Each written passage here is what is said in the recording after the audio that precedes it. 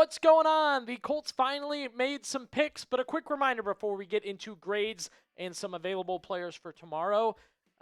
More to come, right? More picks, more grades, more available, more undrafted free agents, more from you, which is why we need you to subscribe right now. You'll get free Colts coverage as the draft continues. Be sure to hit that sub button right now. Let's get into it. The Colts draft grades after day 2 of the NFL draft. It's kind of weird and confusing. I keep saying it's day 2 for the draft, but day 1 for the Colts. It was great to see them on the clock making moves. By the way, speaking of moves, we were all ready for them to pick at 47, geared up, ready to rock. Another trade with the Pittsburgh Steelers. Michael Pittman Jr. was the last time we heard from the Steelers, and now it was a trade to move back.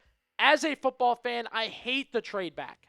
It just kills the vibe a little bit. I know there's value and you get more picks. That's all part of it, and I definitely understand it.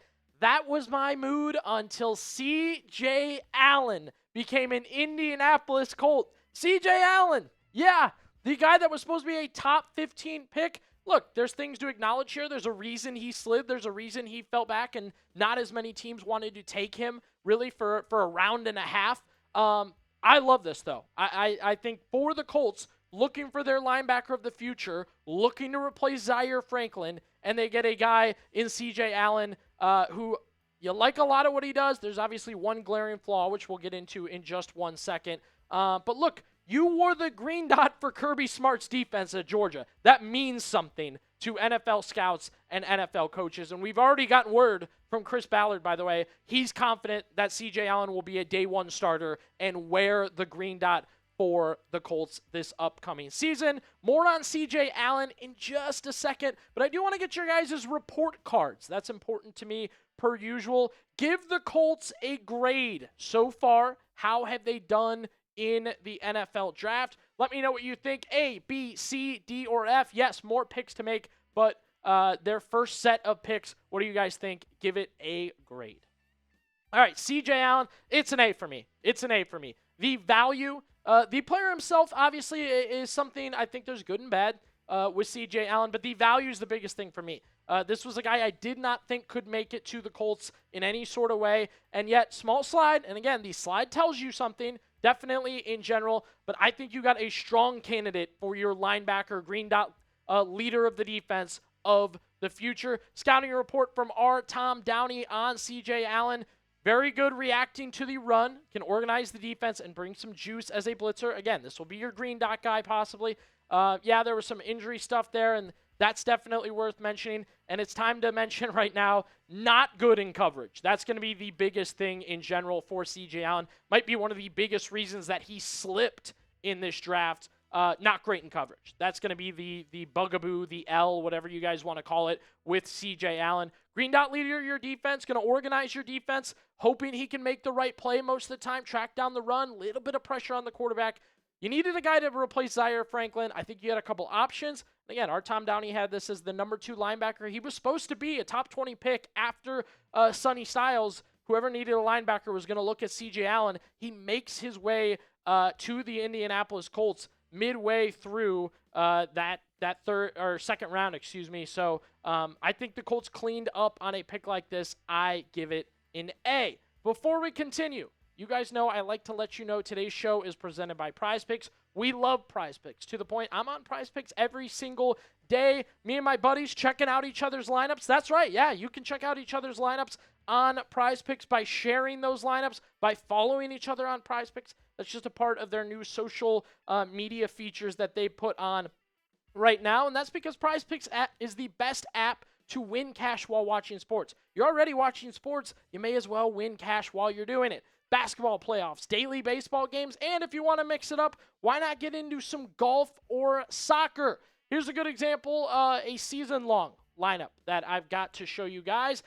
Good example, you want to go season-long, one game, however you want to structure it, 2 players, more or less, boom, my lineup is set. And hey, maybe if you disagree with me, great, go less on the 2 lineups here. Good example there, and you can always do easy lineups like that daily. And you can copy a lineup like that from me or one of your friends. Again, you can follow me at Billy_Blank. BB. Got a new user offer for you guys right now to check out. If you download the PrizePicks app today with the link in the comments and the description, use code HMA to get $50 in lineups after you play your first $5 lineup. That's code HMA to get $50 in lineups after you play your first $5 lineup. PrizePicks, it's good to be right. AJ Haulcy was the 78th pick in the 2026 NFL Draft for the Indianapolis Colts. Safety position, very interesting because they have loaded up on safeties, whether it be free agents or some guys from the past that they're hoping are going to step up here. Haulcy was another guy. It was supposed to be mid-second round, maybe late second round. Next thing you know, the Indianapolis Colts coming away with AJ Haulcy at pick number 78. Ball hawk. That's the vibe around AJ Haulcy. Yeah, there's still a lot of development you need for him to possibly be a starting safety.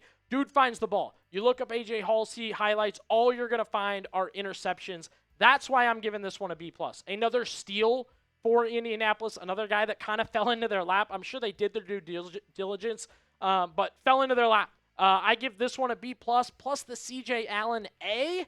You got to love something like that. I think Haulcy is going to give you some special teams juice as well as the ball hawking ability. And again, our scouting report from Tom Downey, he mentions that ball hawk, the ability to get the ball, tons of ball production and ability to play. Love it. Free safety and strong safety interchangeably. The Colts need that right now. Great feel for routes. Going to use those instincts to jump them. Again, length, agility, those can be the issues with these secondary guys as you get farther into the draft. B+ for AJ Haulcy. Very excited about this one. A dude that's going to compete for playing time. I don't know if he'll be a starter right away for the Indianapolis Colts, but again, you're going to use him on special teams, and he's going to compete in general for snaps on defense and hopefully develop one day into a difference maker for the Colts. As we head into the next day of draft picks, it'll be day 3 of the NFL Draft, the final day. A lot of picks to get to, though.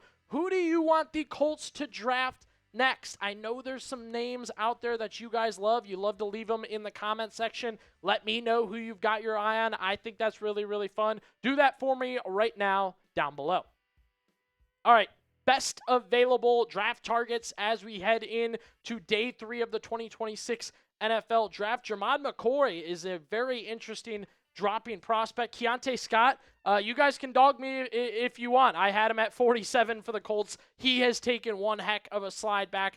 A lot of secondary and defensive guys if the Colts want to go that way and add some names there. Then you move on to some other interesting ones. We've talked Elijah Surratt, have we not, here on Colts Talk? The Indiana product, the wide receiver for the Hoosiers. I think that could be a fun one. I've talked to you guys about the fact that Garrett Nussmeier has visited the Colts. That is a very real possibility in general, and I'd still really like the Colts to go get a wide receiver, so I've got my eye on Skylar Bell. Chandler Rivers as well was a guy we'll get to in just a second. But, yes, you need a wide receiver too, a guy on the other side of Alec Pierce.